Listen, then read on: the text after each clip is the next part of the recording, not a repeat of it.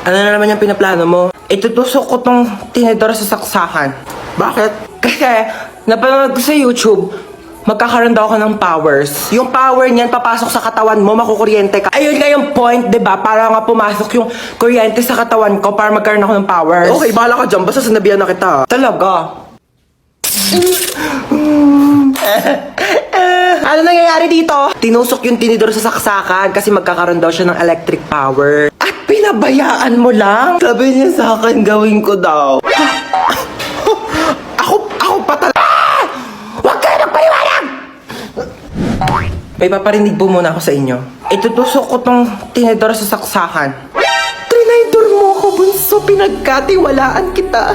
Thank you, Yaya. I got you. Kailangan kong gawin to para maging patas bilang isang ina. Sorry for the truths only.